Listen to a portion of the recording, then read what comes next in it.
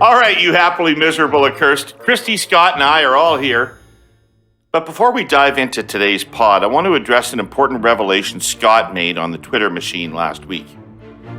It was in response to my tweet that Duran Duran should never make it into the Hall of Fame, Rock and Roll Hall of Fame, well, period, but certainly not ahead of the Eurythmics. Basically, Scott outed himself as someone who believes a band who wrote lyrics like, "Wild boys never close your eyes, wild boys always shine, wild boys, wild boys, wild boys," deserves it more than a band who wrote, "Would I lie to you? Would I lie to you, honey? Now would I say something that wasn't true? I'm asking you, sugar, would I lie to you?" Care to flex on that, Scott? Flex, flex, flex, flex. Why? Well, David, I don't need to put down Annie Lennox and Dave Stewart in order to love Duran Duran. I don't know why. You know, you want to divide us in this way. I mean, you're like a goddamn conservative leadership candidate, right? You're like Pierre Poilievre.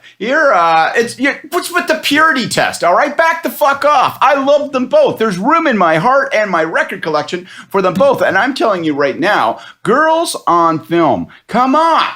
Like, that is a killer tune and a killer video. It's a horny video, and that's why you liked it. It's not a killer tune. It's a pretty killer. Girls on Film. Christy, Eurythmics or Duran Duran? I don't like either of them. I wouldn't put either of them in there. I just think they're fluffy, kind of boring. I mean, I get it. The music critics especially like. You're a Morrissey person. You're the Smiths. You're going hardcore. Oh, I was going. Girlfriend in a Coma. A little darker. Yeah, going a little darker back in the day. I mean, we danced. There's a good story came out of this actually. Was Dolly Parton refused to be considered for the Rock and Roll Hall of Fame, and they're trying to expand their base into country and stuff because I guess they want to get more fans or whatever. Who wants to go to Cleveland? Because they're about to put in Duran Duran. They're running out of people. They really are. So they're going to Dolly Parton, and she's like, "No, I'm not a rock and roll star. I don't want to be a rock and roll star. Forget it. I don't even consider my name." And like, to me, just on like quality, the woman's written over 3,000 songs. She's one of those privately philanthropic stars out there. She's a great lady. She embraces feminism, and she, challenges people's notions about LGBTQ community, all that stuff. I say Dolly should keep her name in, and then we wouldn't have to have the fight because she's so head and shoulders above those other two candidates. All right, there you go. There you go. I often walk up to people on the street, uninvited, and sing Coat of Many Colors. And if they shed a tear, I know they're my people. That's how I run my life. Does that work better than when you sing Union of the Snake to them? I don't know, David. You missed the MTV era, buddy. You missed the fusion of video and music that exploded a brand new sound and generation. You're like sitting back there and you're like, I don't know. Townes Van Zandt released a pretty good new song. Let's get into it. Yeah, it's true. It's true. Duran Duran was great in the video. Sexy, like you say. Simon Le Bon is almost as doughy as you now, Reid. Anyway, all right.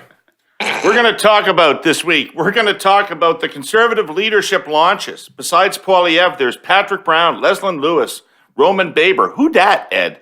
And Jean Charest. We'll look at the aggressiveness of the Poilievre campaign. How effective is it? What are the risks? Is it smart or damaging politics to strangle all the other candidates in the crib? There's a rumor out there about Doug Ford. We're going to get to it. Mm-hmm. And our cursed clipping this week is Karina Roman's CBC piece on the next federal budget being influenced by the chaos in Europe. And we'll bring the show to a grinding halt like we always do with our Hey Yous. Christy, Scott, now we could spend a lot of time talking about the impact of Dominic Ducharme and how he stole a season from Montreal Canadiens fans and stole the Calder Trophy from Cole Caulfield, but we don't have time for that. We have to get right to the politics of the pod. So let's be polite, though. Christy, how are you? I'm very good. Thank you for asking, David. Glad to see you're back in your grotto. It's sad to be back, but I am here. Yeah, that's good. No mosquitoes there. I'm this new era of campaign launches where it's all done on Twitter is no fun anymore. You remember when campaign launches used to be some giant thing and everybody would show up and there'd be colors and parties and fun. And like, that was when actual people, like real normal people, did politics, I think. normal people like us. Yeah. And they, right? Do you remember when your ex-husband put thousands of people in a room for Paul Martin in 2002? At that restaurant. Yeah. That was I do. unbelievable, that event. Yeah, I do remember that. I mean, Like it's, literally thousands of people that flowing out onto the street. That was in Vancouver. That was astonishing. yeah. People good say, organizer. you know, is your ex-husband going to win for mayor? And I'm thinking, you need like 55,000 votes to win for mayor. I'm pretty sure Mark Marison can find 55,000 votes to win. He can get them all in a room. He can get them to a nomination meeting in Mississauga. He can fucking get them to win the mayor's race. Plus, didn't like 9 extra people join the race yesterday? Is it like I think he only has to get like 21,000 votes now, right? Like, I mean, it's awesome. Like, it's a big race. It is. So I think I thought that. I mean, it's back to the dynamic. Really, I don't know if the launches mean a whole lot. They do kind of show you who's really got. That kind of is in the thick of politics and is kind of attuned to what's going on today, and maybe who's a little bit slower. Like I do think that Jean Charest, he does look like he's from that. You guys bug me about my 80s band obsessions. Well, he does look a little bit like he's not sort of hasn't been in it for a while. I think Poilievre, he's speaking to he's the guy that's saying, are you a Harper conservative or are you not? And I think for him, that's kind of a winner. It could be a winner for him. It's his best chance that he's got is to say, who are we? We worked hard to create this. Everybody who's here already, let's stick with what we're at. And then you've got Jean Charest, who will really be depending on Patrick Brown and Leswin Lewis to get over the top. And those guys are saying, look, we want to be something of a different party. So I thought that the clearest, most compelling message, although I don't really agree with it, is Poilievre. I thought he was clear. He was straight up. It was obvious to see where he was going, and it was clean and kind of well done. It was. I think he sort of won the launches, if you will. So Scott, what Poilievre does, let's pick up on where Christy's at. What Poilievre is doing is, in my view, a sound approach for an election campaign. Define your opponents before they define themselves. Get them playing defense on your territory. I heard a lot of people saying, oh, he's going negative when he's ahead. Does that mean he's not ahead? The reality is negative ads work better. Negative campaigning works better when you're ahead than it does when you're behind. Because when you launch negative ads when you're behind, people assume you're doing it because you're desperate. Mm-hmm. And so they have a little bit more of the ring of truth to them when you do it when you're ahead. So all of this looks like sound electoral campaign strategy, but is it good for a leadership race? I have personally never seen anything like this in an internal party race before. I agree with all that. So I just want to take one step back just because I think it needs to be underlined. In this race where we see, let's be kind and refer to it as innovative techniques from the Poilievre campaign, the Charest campaign is striking. It is so sleepy that I'm afraid before the race is over, someone's going to try to harvest Charest's organs. I mean, like it's really, really, really beige. Like everything about this campaign is beige. He'd fallen out of the news until he got COVID. It's, it was just, you sort of look at the social media pissing match that's happening now between Poilievre and Brown, where Brown's sort of like, if you want to fight, I'm bringing it, right? And then, so is it a strategic choice by Charest's campaign to stay above the fray? Or is it just that, like, they can't figure out how to download the apps to their Texas Instrument gaming system? Because, like, it feels like it's a campaign from another era. But look, I will say this about you know me, what so 2 things up front about Poilievre. 1, I'm terrified of the guy, right? Because I think he's a talented, serrated edge of a politician. I think that he is effective, and I don't think you should ever underestimate him. And I'm scared about the politics and the brand of politics he represents, the sort of the really, really bare-fanged populist grievance politics. I'm alarmed by all of that. But as a practitioner, I think their campaign, and Jenny's our close friend and she's running it. And I think their campaign looks 10 times sharper. I'll make the case for why what they're doing is smart. And it is atypical. It sort of feels culturally, like within the culture of a leadership contest, it feels unbelievable. It's like somebody is going to the bathroom with the door open. You're like, holy fuck, you don't do that, man. What's going on here? Okay. Like the immediate attacks on everybody, right? And how sharp they are and how hard they are. And they're usually reserved for your electoral opponents, not for your leadership opponents, and, all that sort of stuff. But here's the argument I would make. He's the front runner. He's the front runner in this leadership system. And this leadership system, whatever you want to call it, fundamentally, it's a variation on a proportional representation system. And those kinds of systems, we've seen, right? We saw Scheer run down Bernier. We saw O'Toole overtake McKay. You want to go back all the way, David, go back to 1996. Dalton McGuinty comes from, 6th place to overcome Gerard Kennedy. When these systems happen, the anybody but movement gets formed on them, and it's often so hard for the front runner to consolidate their position that it. Well, wait, can I just say something, Scott? Dooms them. Yeah. There's front runners, and then there's front runners. That's right. Okay? There's front runners, and then there's people who are just ahead. Yes. Okay. The Liberal Party tends to have overwhelming front runners. Okay. John Turner, 1984, overwhelming frontrunner. Jean Chrétien, 1990, overwhelming frontrunner. Paul Martin, 2003, overwhelming frontrunner. Justin Trudeau, 2013, overwhelming frontrunner. And those people don't lose. Those people don't lose, right? I don't think Poilievre's a frontrunner like that. He's just ahead. I think that's right, but we don't know. And they don't know, possibly. And so you have to assume from their perspective, they have to handicap it on the basis of the system within which we're operating permits people to sell memberships. That creates an X factor. Unless we think we're Paul Martin 94% flexing our muscles as we walk by everybody else, you have to assume you're under threat. And the system within which you're operating tells you that there is a handicap on you as the front runner. So you can't just be ahead. You have to be demonstrably ahead. You have to be conqueringly ahead. And so the tactic of the so-called strangle them in the crib sort of tactic of going after your opponents right from the get-go, giving people to not vote for those people, not letting it, fester until they start to become a problem, and then reacting and worrying that by the time you got around to dealing with it, it was too late. And I think there's a lot of wisdom, because if you're looking at it from the Poilievre campaign's perspective, you're saying, unless we win commandingly on the first ballot, it is not obvious that this system will permit us to win it all. And so we don't have the luxury of being polite or thinking about how to generate down ballot support. And they know that none of these people are necessarily natural allies. Maybe Lewis, I don't know.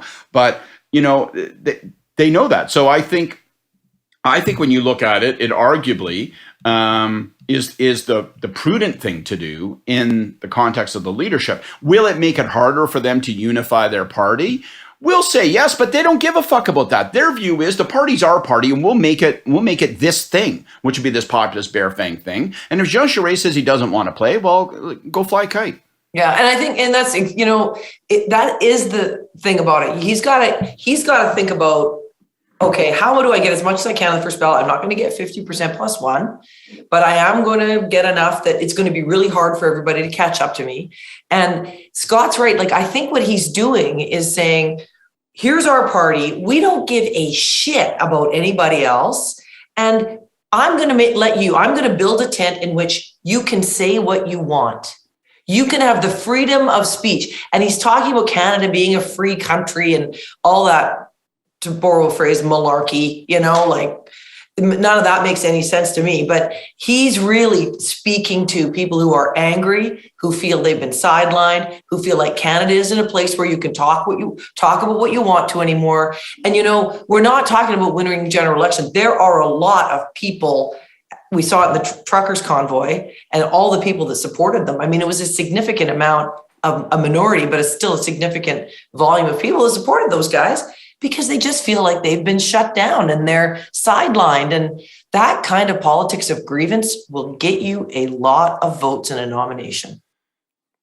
The last couple of weeks, we've been talking about how farming, ranching, and all agribusinesses are undergoing a digital revolution, and how 5G-enabled tech puts us on the cusp of making the world's food supply more viable economically and even more sustainable environmentally. Geez, that sounds awfully high-minded. Let me bring it closer to home. Think about wheeling your grocery cart around the store recently. Who knew that boneless chicken thigh sticker shock was even a thing? Hurly-burlyites, rising prices and their potential effect on food security is on display right now in every aisle. So what can we do? Well, our presenting sponsor TELUS believes a key step has to be getting 5G wireless connectivity right across all of Canada. Not just big cities, but all rural, remote, and Indigenous communities. That's where our farmers and ranchers are. And because it's 5G-enabled technologies that will transform agriculture and our food chain, making it far more efficient and connected. This is Chapter 8 in our story. $40 billion isn't chicken scratch. According to a professor at the University of Guelph, precision agriculture technologies can reduce the cost of production by $25 an acre and increase yields by 70%. Stuff like real-time soil sensors, crop health sensors, and micro weather stations that will improve the way we apply moisture, nutrients, and crop protection.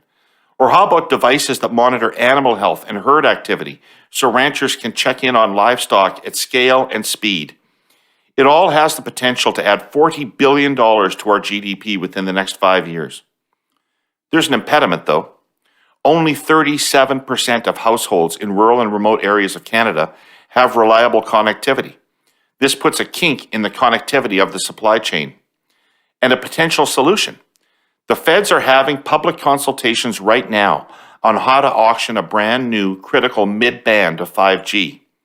TELUS believes the faster we bring 5G to all aspects of agriculture, the more efficient we make the journey from seed to farm to fork. More to come next week, but you can have your say at telus.com/get5G-right. Okay, Christy, but you've been a leader, right? Yeah. You've actually had to hold a party together. And so maybe everybody leaves, maybe they kick it out, and then they're left with a party that consists of the people that supported Preston Manning in 1997, which was not a big enough group of people to win elections in Canada. But if the party remains bigger, I mean, you have to emerge from a leadership with a consensus in the party around your leadership, around the legitimacy of your leadership. And if you run this kind of campaign, can you have that? Or are you just bitterly divided yourself so that the backbiting and snarling and attempts to undercut you are going to be there right from the beginning? You know, I don't think there are very many people left in the Conservative Party that aren't, in current membership, that aren't from the Harper side of the party. The rest have gone. So maybe the question, I would reframe the question a bit, David, to say, if Poilievre wins, and he's been very divisive and very kind of on the fringe in his speech, then how does he get voters like Christy Clark, who think, we need a national leader, we need somebody who can speak to everybody, who's a uniter, who might otherwise think about voting Conservative? That, how does he get people like me and the ladies in my book club who were down here with me this weekend? Well, Sheree's not a Conservative according to them, so you certainly can't be welcome. Yeah, that's right. So I think that's the problem. How does he grow the base, not inside the party, but outside electorally once he gets, but again, I keep going back to this. We're in the era of the 35%ers. Nobody cares apparently about winning seats in all the parts of the country. Nobody cares about winning, speaking to Canadians from all across the political spectrum. They just want to win come hell or high water, goddammit. And I think it's a frightening place that we're at these days. For sure. Well, I agree, but leaderships are different. Let me just come back to this. Leaderships are different. Do you remember, I don't know, Christy, if you were at the 2006 leadership convention for the Liberal Party when Dion won. But I had never, in the Liberal Party at least, seen anything like Ignatieff, who got up to speak, and 1/3 of the crowd was wildly enthusiastic for what he had to say. And standing on their feet, repeated standing ovations, they loved him. The remaining 2/3 met him with such indifference, if not hostility. I'd never seen, and listen, I was at the 1990 convention, I was at the 84 convention, I'd never seen anything like that from a party. And it was evident that he wasn't going to grow, that other than the 35% of the people that were applauding his speech, there wasn't one other person that was considering voting for him. Yeah. Doesn't Poilievre have to worry about that? I think he does. I mean, for sure. You never. It's hard to parse this in advance because he could sign up tons and tons of members, and he could end up getting second ballot support from Lewis and Brown. I mean, he could, and there could be other candidates in the race. He may not need that much if he's successful in signing up members. I mean, I look at his campaign team, like out in British Columbia. Holy smokes, Poilievre's people are just like, they're the best of the best in the province amongst conservative organizers. So I just think he's going to clean it up on the signups out there. I do think, though, too, I mean, the problem that I had that he's going to have is when you bring your caucus back together, if the people who were running against me were all dividing the party, and people were liberals or they were conservatives, and we've been a coalition party traditionally. I tried to run it from the center, but when I got in there, holy smokes, it was really hard because you can't. In your caucus, you've got all of these people who are so angry that you're from the other side of the party and they don't want you there. I think the divisiveness is sure, it's a nomination problem, it's an electoral problem, but I think it's going to be a caucus management problem for him if he gets elected as the leader of the official opposition. I disagree with you guys. I think I have a complete leader. I think your analysis is informed by the experience that we've had in the past 35 years. I think this is a unique circumstance. I think it's a different circumstance. I think that the consensus you're talking about that you would seek within a party leadership, and then you try to carry and expand beyond that electorally. I think they've got a different dynamic. I don't know this because Jenny said this to me. I haven't had this conversation with her, but just by observing it, I think, first of all, they think like the caucus problem, not going to be a caucus problem. Caucus is for him. Caucus is for this kind of politics. And I think the membership, it's going to be largely the same. And they're going to... Well, he doesn't even have half the caucus supporting him yet. Yeah, but I think overwhelming his caucus is there. And so I just think... I really think their play is... the consensus already exists. The party has made this choice. The party's comfortable with this kind of politics. He's the best practitioner of it. He just needs to demonstrate that he is. And because the system can skew against a front runner, he has to make certain that he reminds those consensus conservatives that these other people are not in the consensus. And if they start to sell memberships, they've got to make certain that they're selling memberships with the team of Cracker Jacks that Christy just mentioned, whether they're in BC or in Ontario. And I think their consensus seeking is post leadership. I think they say, we win this thing, and then the consensus that will build beyond that will be they have an energetic, fire-breathing leader who will go out and talk about bread and butter. The government doesn't get you and doesn't get your problems, issues, and he'll use the economy to try to triangulate and build a new Venn diagram of support out there and build a new voter coalition. And he won't feel hobbled because Peter MacKay isn't comfortable with him. I just don't think that's part of their calculation. Now, maybe you're right. Maybe that's going to be a bigger hurdle than they expect. Maybe they're going to break more eggs than they realize as they build this omelet. But I think that's their view. I don't think they give a flying fuck about the people that are running Charest's campaign, were part of the party in 1981 and lived through the Joe Clark-Mulroney wars and, are like looking for... I don't think they think that's part of their prescription. I don't think they think that's part of the modern Conservative Party. And maybe they're wrong. But I think they're winning and they're going to win. I think if you think you can make people hate you and then turn them around after the convention, you should ask Eddie Goldenberg how well our conversation on the Sunday after the 1990 convention went. Can I add one piece of that recipe, which I will also disagree with, which is they need Trudeau to run.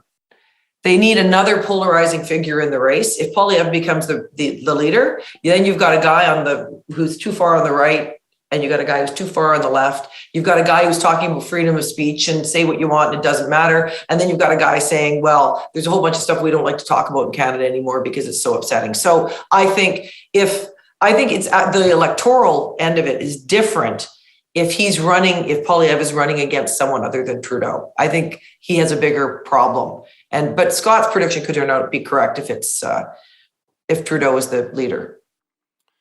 So our sponsor, CN, wants to talk about the weather again, because it's a topic that really bears repeating. We are all re-entering the world of habitable nowadays, at least where temperatures are concerned. Some warmth on our faces, puddles instead of snowbanks, and in a few weeks we'll have lawns and leaves again. For CN and its customers, it's hard to imagine better news. I mean, not that CN doesn't know about winter. Canadian railroaders are tough people. But what we just came through was beyond winter, even our winter. Listen to this. In railroad terminology, Tier 2 weather begins when temperatures drop below minus 31 Celsius, not including wind chill. And by the end of February, CN's trains out west had been rolling in Tier 2 cold for more than 50 of 65 days. There's been some Tier 3 weather too, cold below minus 36. That's more than 50 days of cold so profound, so debilitating that it is simply not possible to operate a train normally, or anything else for that matter.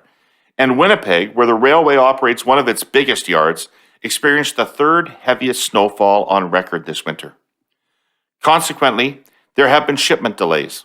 I've talked here before about how deep cold attacks the train's braking system, and the only way to cope is to shorten the train and slow it down.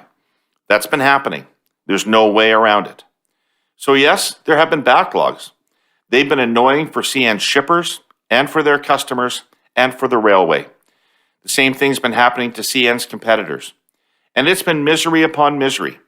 The railways had only just begun to deal with backlogs created by November's massive floods in British Columbia, which cut the lower mainland off from the rest of the country, when those Tier 2 temperatures and snow dumps started to hit. But, as I said, the planet keeps spinning. The big melt is happening. CN made steady improvements through February in reducing backlogs of grain shipments. Right now, the railway is just about current with demand. The trains are running at full length and on time again. And you know, safe and on time is what CN is all about. So Brown showed up for the fight. Brown didn't just announce. Brown showed up for the fight. He knew what he was expecting. Perhaps unlike Charest, he knew what he was getting into. And he showed up ready and he's firing back. But what's with Mayor Brown? What kind of a slogan is that? Why do you run on that in Canada? I've never heard of that. Scott, can you answer that? Yeah, I think it's pretty I mean, clear. Mayor Pete, at least you can't say the guy's last name. It makes some sense. But Brown, you can say, and Patrick, you can say. So what the fuck? Because his whole political identity is based around resurrection. His whole political identity is, remember the guy that was able to come off the mat. I am a winner. And so he needs the honorific. Patrick Brown doesn't matter. That's just an individual. That's a politician. Mayor Brown is a demonstration that he has won against daunting odds. And so he wants people to remember. Like being from Barrie. Yeah, well, but look, I mean, I said, earlier that and I mean, this is going to be a shocking admission that maybe I don't really care for the candidates in the Conservative leadership race. But, I don't like the brand of politics that Poilievre represents. I don't like Patrick Brown, period. Right. And I'm just going to say, and I hope this isn't too controversial, but I know that, on the eve of him declaring his leadership, right, they say, well, CTV's had to withdraw. They had to make a retraction. The fundamental charge of an underage girl wasn't substantiated. She retracted her recollection of what her age was and all that kind of stuff. Well, I'm going to say this. OK, you take a look at that ad that Jenny put out. Right. The ethics violations, the questions about cash, all those, the investigations, all those things are there. None of those things have been wiped out. None of the other stories none of the other portions of the story that were reported. So I think that Pierre Poilievre is bad for our politics because of the politics that he represents and the direction it will take our politics. I find it uncomfortable and concerning. I don't think Patrick Brown's just a bad guy. But let's remember why he's there. He's there to sign up members who will go to Charest on the second ballot. That's why he's in. He's not running to become prime minister or leader. He's running to find his way back. As Scott says, Phoenix rising from the ashes. Everybody will just. Oh, you don't think he thinks he's going to win? Then he got. I don't think he's there as a stalking horse for Charest. I think he thinks he'll overwhelm Charest, and he may very well. Oh, can he outsell Charest? I mean, Charest's campaign has shown us no game whatsoever yet. The guy is auditioning for the lead in a remake of The Somnambulist. Fucking video thing, which, people said was more of a proof of life video than anything else. A terribly lackluster event in Calgary. And then I don't know what happened to him after that. He was out of the news then until, and out of the play on social media until he got COVID. Like, where is that campaign? Yeah. Holy Christ. That's the worst launch I've ever seen. of a major candidacy. Well, it reinforced. I mean, the one thing you can't do is be what your opponents say you are, and it reinforced every doubt and negative, negative impression, including the announcement of the co-chairs, Scott, which I criticized on Twitter, and some people didn't like that because they liked the two people involved, and I'm fine with the two people involved. But what do they symbolize? Well, it was a. Tasha and Mike I like Tasha in particular. I don't know Mike that well, but they're fine people, I'm sure, like that, but boring, a bad signal. Old white people that are a vestige of a party as it wanted to be 20 years ago. And, So let me ask you guys this. What are the odds Harper's going to get involved in this at some point?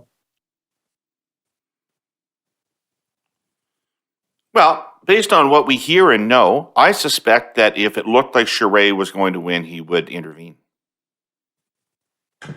That would be a big thing. Can you imagine that? Can you imagine Paul Martin stepping up and saying, no, I don't think Ignatieff should become the leader of the Liberal Party of Canada? Or, it's never happened. Despite my begging, he wouldn't say it, no. Yeah,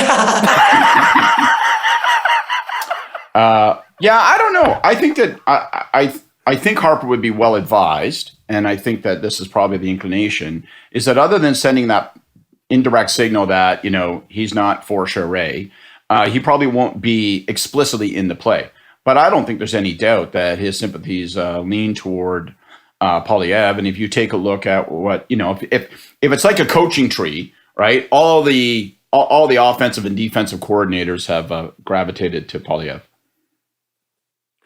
Okay. What kind of game do you think Lewis has this time? Because, all of the analysis around Poilievre's chance is centered around a Lewis campaign that's similar to the one she ran last time. Now, she hasn't sort of charged out of the gate either in terms of her campaign. And one name I know that's missing from last time for her is Corey Teneycke. And when I see that she won the most votes in Saskatchewan, I think, I'm not sure if she would have done that without Corey Teneycke. Most votes in BC too. Right.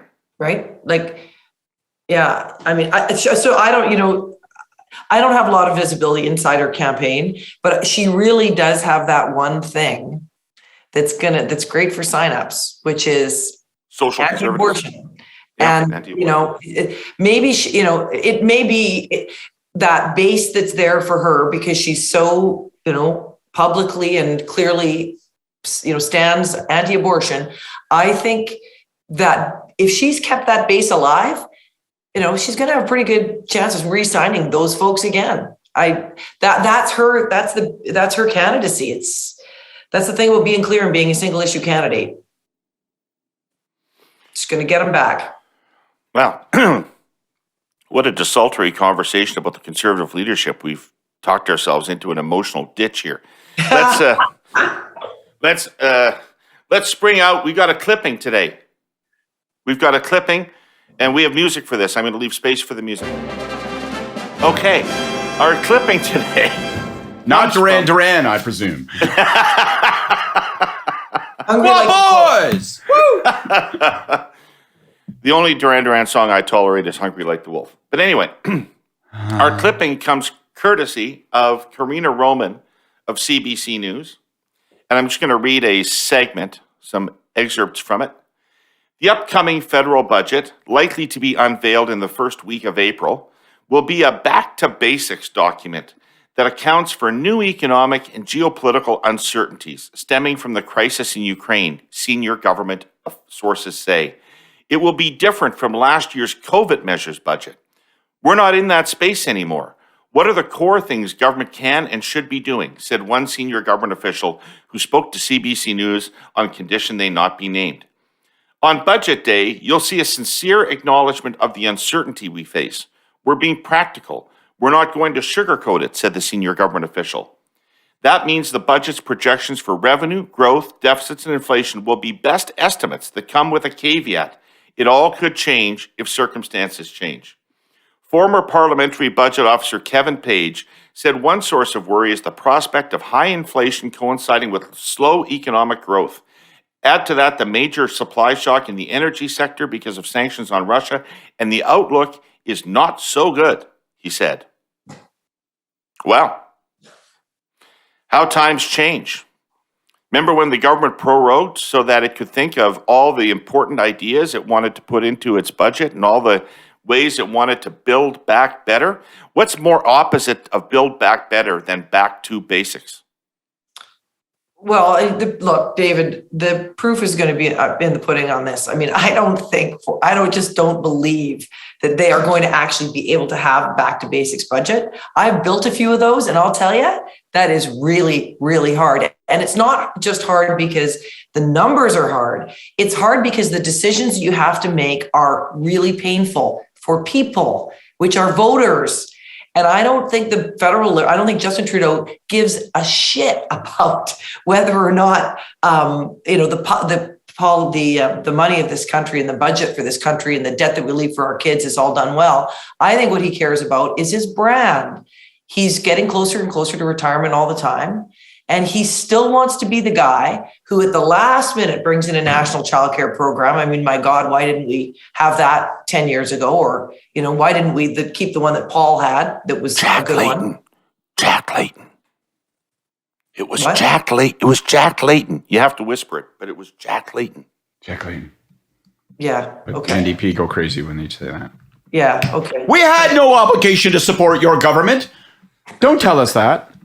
Okay. All right. But fine. so I just 10 don't years think over. I don't think there is such a thing as a back to basics budget, because I don't think the federal Liberals have a clue about how to do it. And I don't think they have any interest in doing it because it's so off brand for Justin. And, I just don't know how. They have never shown that they have any capacity not to spend our money, our kids' money, our grandkids' money, and our great grandkids' money. Full stop. Don't believe it.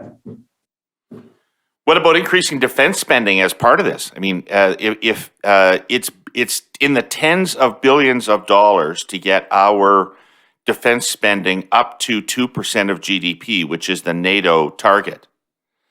And the government's been musing about that, and other countries have been recommitting to that. But I don't see the government doing that, because where the hell would they find that money? Well, I think you're right. You know the answer to that, David. You've raised this point before. I think that this story is really interesting because it has, I think, a bunch of contradictory signals. So yeah, there's back to basics, core. What are the core things government should do? That sounds like us in 1995. That sounds like a program review exercise where you're going to be saying, so at a time of fiscal anxiety, let's make certain that we're not spending money on something unless government absolutely must do it, based on our values and priorities and so forth. So that's the umbrella that's over it. But then within that, they go, I think the most interesting is they circle Ukraine. So there's this hint that, well, maybe therefore we'll have to inflate defense spending. Well, they can't get to 2, or they can't get to 2%. It is tens of billions of dollars, unless, I guess, because they have no fiscal anchor, they give themselves permission to spend tens of billions of dollars. And they say, well, those They have billions guardrails. Yeah, they have guardrails. No anchor, but guardrails. Right. Well, I don't know. There seems to be some gaps in those guardrails, and let's just hope you're not, driving the Porsche over that and through that portion. And then there's, and then they say as well in here, right, when they talk about the fact, well, just understand because of, factors out of our control, the projections that we make, don't hold us to them. Well, okay, I can understand that intellectually, but I also, it sounds to me like it's preconditioning for, we may blow the bank again.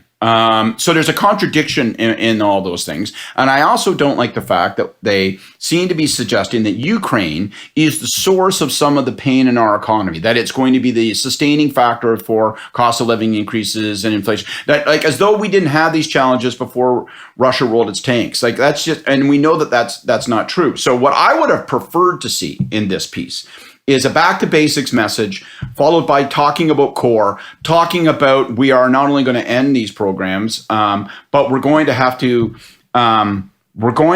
do things and make choices that A, help fix the cost of living problems by untangling supply lines and doing everything they can domestically and working with partners internationally to fix those things. And B, we're going to have to provide relief to people on the cost of living pressures. We're going to have to, and there's not a lot of signal in there. Like you don't see in that story a lot of cost of living prioritization in terms of their messaging. And I think they got to get on that bandwagon fast. So I didn't really know what to make of it, but I just thought that the contradictory stuff, and then they still had the goddamn list of everything that they want to do, you know, including climate change measures and all that. So then it's like, well, you know, you got guardrails, not an anchor. You talk about the fact that your projections aren't necessarily something you want to be held to account. You say Ukraine is the source of all instability in the world, including cost of living and other domestic factors. And you give yourself permission to spend on all the priorities you had previous to this. So, I mean, I don't know how any of that links into back to basics and core, but I think we're going to get a budget probably on the 4th, 5th of April. And so we're going to find out soon. I think it's a really important budget. And what would you do with the $100 billion of growth strategy that was in the last budget? That was $30 billion of it was for childcare, so that's spent. Then there was $70 billion allegedly for economic growth, which I think this country desperately needs an industrial strategy, so I'm for. But as I recall, it was 855 different initiatives that nobody could link to economic growth in there. So I'm not arguing for the spending that was in that budget. But would you still spend $70 billion deficit financed dollars on economic growth right now? No, it's crazy. And, you know, I mean, the way that they will think about this is to say, well, that was to do this in this community in, you know, Coquitlam, and this community in Gatineau, and our members of parliament, which barely won those ridings, are going to be really concerned if we cut those programs. And so I think that's going to be their problem. They'll say the $70 billion is, well, you can't cut it here, you can't cut it here, till you can't cut any of it. And it is this list of things, and you guys both have built a lot of budgets. You built Paul Martin's budget, where he slashed healthcare to the provinces. And guess what? That's the only way you save money. If the feds want to stop spending and they want to have get closer to balance, and they want to, you know, slow down the impact that they're going to have on inflation, they have to stop pumping money into new provincial transfers, which is the bulk of this new growth always. And they have to stop these programs, as Scott said, that they've been continuing around COVID, now that COVID's on the wane. So like this kind of cutting is so hard and so painful and so politically fraught. It is impossible for them to give the provinces more money for healthcare, which they're doing, have a national daycare program, which they're doing, keep all the COVID programs going, which they're doing, and then have all their new climate change stuff that they're doing. This is going to be, I think, a budget that looks exactly like the last budget, with maybe a little bit of a bounce in the defense budget, but there won't be real relief for people. So the 9th of the 22 messages that they put into this storyline was that they're also going to have two priorities: growth and access to growth. I hear what you're saying about industrial strategy, David, and I've seen other people like our friend Robert Asselin saying, you know, like, this country needs a growth strategy, and you talked about the PBO, former PBO was also talking about that, and I get all that. I'm anxious about this government saying we're going to adopt as our top priority growth strategy. I'm anxious about what that means. I'm anxious about a highly programmatic approach to that. I mean, I just worry that, you know, they did the cluster strategy. I don't know. Maybe I'm not smart enough. Maybe I'm not following it closely enough. Maybe it's going to have all sorts of green shoots in the next few years that I haven't yet detected. But I'm not certain that thing has really manifested much. And so I'm worried about this government saying, we got great news. Government is here to build an industrial strategy. I would rather focus rigorously on cost of living stuff and saying, so first, if we don't have to spend tens of billions on certain things, we're going to not. So we will withdraw those programs. Second, we're not going to spend all of that $100 billion because we don't want to continue to have an inflationary impact. I know I'm contradicting myself, but because of the cost of living pressure, I might be thinking about announcing staged tax relief, and saying, you know, we're going to have for the next 3 years, we're going to try to bring in tax relief to give people a little bit of room, as we know that we can't predict with certainty that inflation will necessarily fall, or gas is going to get cheaper, because we don't know what will happen in Europe. But I think I might try to get to that punch before the Conservatives throw it at me. And I would just go a lot more targeted. And in particular, instead of talking about climate change I would be talking about, and which I like, obviously I support as a priority, but I'd be talking a lot more about the transformation, and I'd be taking whatever portion of the $70 billion I choose to still spend. I'd be taking a portion of that, and I'd be saying we are going to invest rigorously in energy transfer, not big picture energy transformation, but in helping people make the transformation and helping the workers in particular make that transformation when they come from energy producing parts of the country, right? And we recognize that that's a national enterprise. This transformation is going to be tough on people. It's going to take money off their plate, and we're going to try to help them make that. And we kind of heard that was a promise 2 years ago that program, those kinds of those sort of transition programs are going to happen, but they've never really manifested. So I'd be talking about that. David, I got to get in here because Scott and I profoundly disagree with this because this keep the oil in the ground strategy is a bad one. Periods. Where this transition. Well, I didn't say keep the oil in the ground. Yeah, well, I think this whole idea of transitioning workers out of the oil and gas industry assumes that there will be no oil and gas industry, right? So we disagree about that.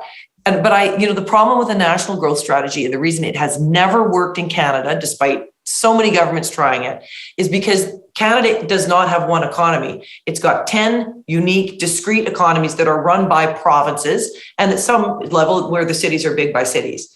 And so the federal government can't have a national growth strategy except to cut taxes, to cut regulation, get out of the way of, and really the federal government's job is to stop hindering economic growth by getting in the way of it and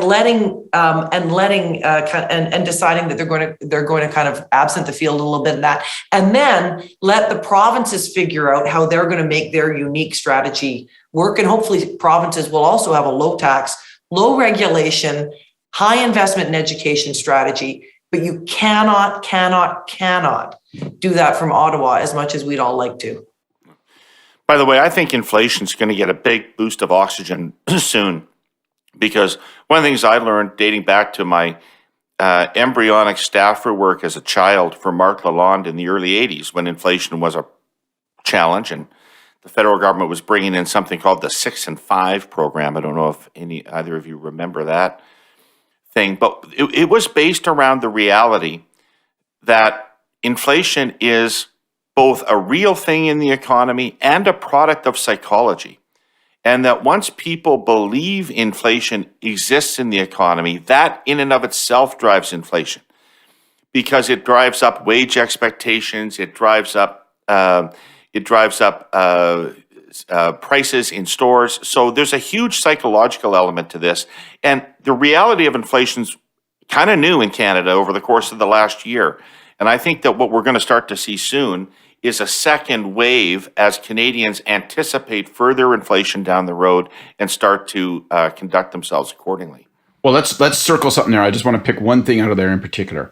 Wage inflation is the next step down this path, because what you're going to see, we have lived in a world where governments, including governments that we work for, progressive governments that we work for, like Kathleen's, right, where you had public service years, decades almost now, right? We've had public service, essentially public service wage freezes of like 0% or 1% or net one, whatever the fuck, right? But they're very minimal, and so it's been 30, 40 years since we've had wage inflation. But as people say, well, wait a minute, right? If gas is now costing me $1.90 a liter, if groceries are up by 15%, I need more money in my paycheck to cover the nut. And governments are going to find themselves first with public sector and the wider public sector, but then private sector employers are going to find, and unions are going to get naturally more aggressive. Wage inflation is going to be the next big development in this from an economic standpoint. And that, of course, then you start, and that's for logical, decent reasons. People are like, fuck, help me. Then you want to. And then, of course, what you do is you perpetuate the inflation cycle. And we are back to 1970s kind of dynamics. And you're like, well, wait a minute. We broke that. We can't go back to that. And telling us, don't worry, it's going to fix itself because, it will. Like, it's Ukraine transitory. It's not, so that I just want to underscore the policy bumping into politics, wage inflation, and choices governments make in terms of wage increases. It's going to be one hell of a challenge. And don't be surprised if you see really interesting. You see a Pierre Poilievre led Conservative Party saying this fucking government doesn't get it when it comes to cost of living, being equally vehement that we better not give anybody a higher wage who works in a government tower, and and that's going to be interesting politics. And I don't think this could come at a worse time for Canada, all this displacement, because we are also at a moment where our connection to the United States is really weak. And Biden hasn't proven to be much better than Trump when it comes to being a friend of Canada. Our great advantage, one of our great advantages in the world, was our connection to the United States. It was NAFTA. It was the ability of people to be able to cross the border freely and the ability for us to be able to be a trading platform to get into the United States. With that advantage vastly diminished, Canada really doesn't have the relevance that we once had. So, you can't run up the kind of debt that you used to and have the huge deficits and the precarious financial situation that we've managed our way through before. I think the precariousness of our finances right now, partly because of our weakened relationship with the United States, is particularly dangerous for us. I think it's a bad time. Can we just stop for a second and do a primal scream? I mean, everything is fucked, people. Everything is fucked. We lived in a world not so long ago where there was no inflation, where where the Spanish flu was a distant memory, where housing was accessible, where nuclear war was no longer a threat, and now now racism was something that was stuck in the closet and to be ashamed of, and now all of these things are crashing into us on a daily basis. It went from... It's 1960 without the prosperity. It went from unappreciated good to absolutely devastating shit in just boom, like that, 18 months. It's like, fuck, how did it happen? Okay, let's try to squeeze one more topic in here. Doug Ford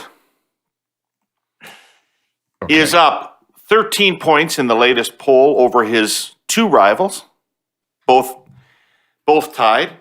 He's in majority government territory. And as we've just been talking, there's 1,000 miles of bad road ahead.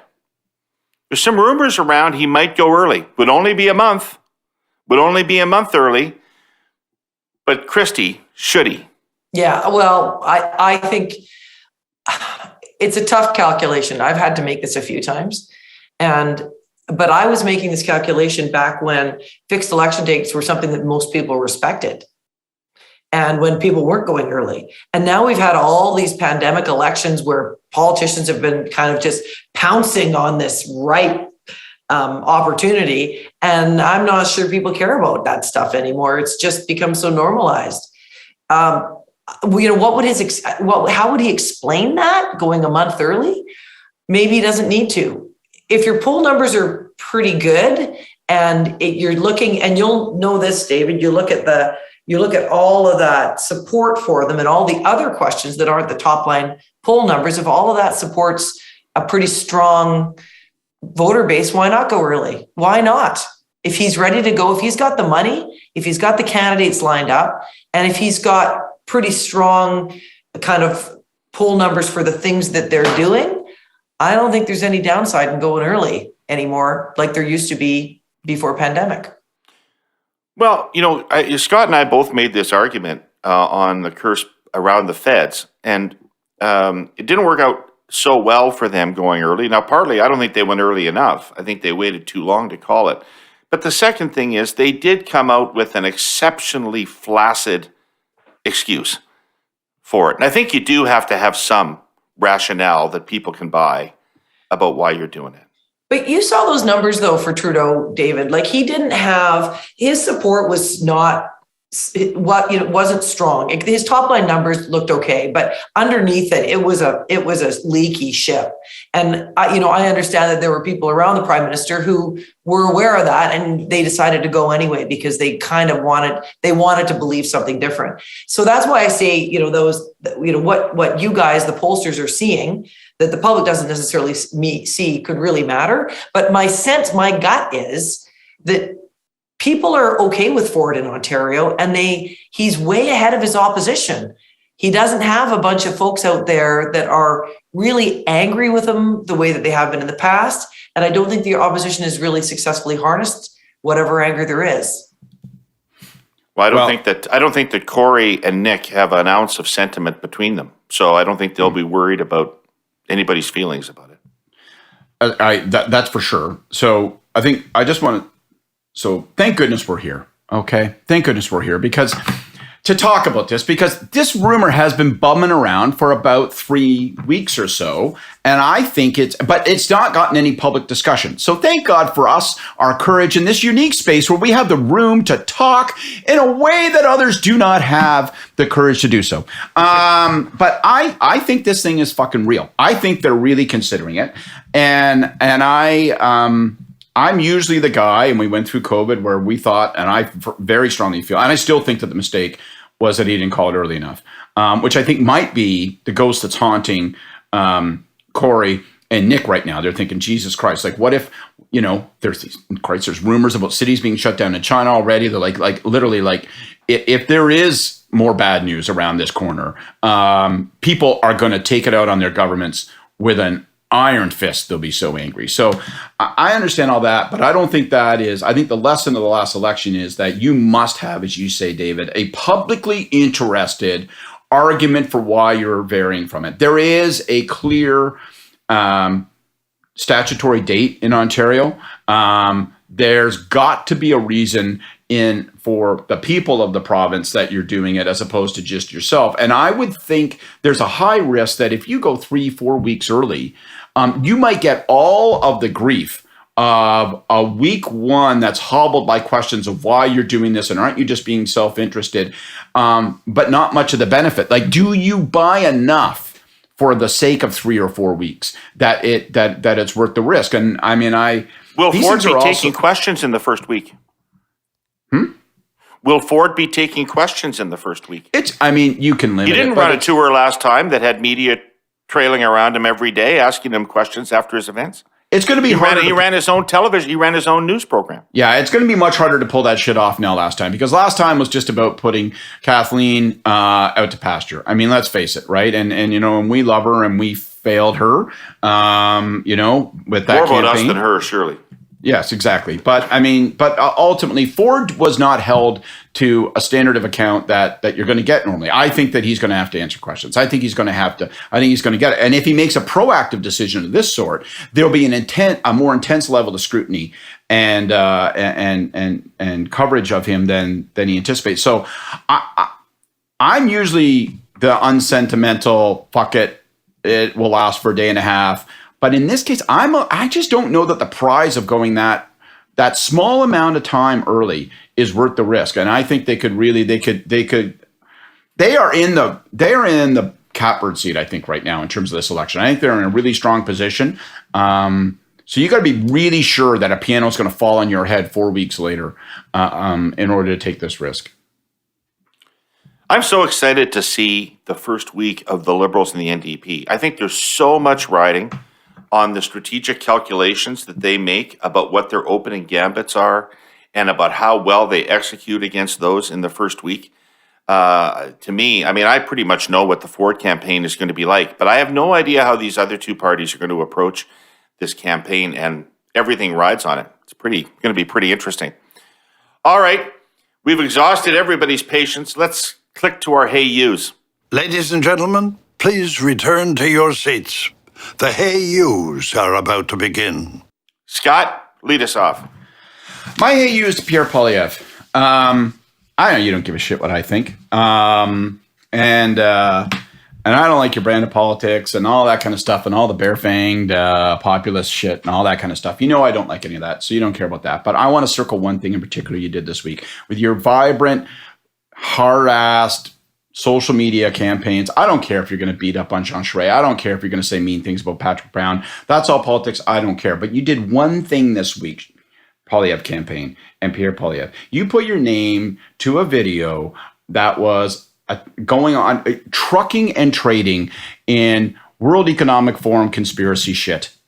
Talking about WEF, playing a clip of people musing about it. This is full-fledged incel, fucked in the head, conspiracy shit. This is the ugly dark web crap that has fueled and poisoned the politics of the United States, and it is absolutely capable of doing the same here. You are a legitimate political leader. You will win this fucking conservative leadership race. You will be competitive to be the next Prime Minister of Canada, and you should not be touching this kind of shit. You want to be mean to your political opponents. You want to like say people don't get cost of living, all that shit.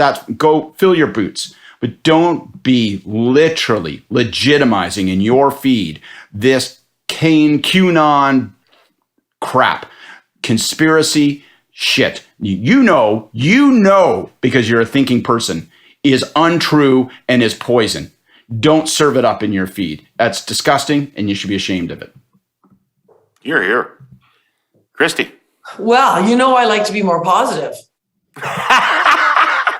Who has to step down today, Christy? No. David Herle, we've had enough of you and your fucking goofy hair. Get out of here. Hit the bricks, buddy.